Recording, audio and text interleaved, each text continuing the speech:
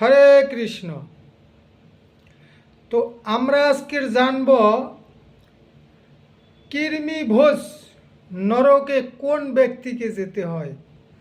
না, যে ব্যক্তি সুস্বাদু খাদ্যদ্রব্য রন্ধন করে গৃহে বয়োজ্যেষ্ঠ ব্যক্তি বা অতিথি বা কোনো বালককে রেখে শুধু নিজের ইন্দ্রিয় তৃপ্তির জন্য ভক্ষণ করে, সেই ব্যক্তিকে এই কৃমিভোজ নামক নরকে পতিত হতে হয়।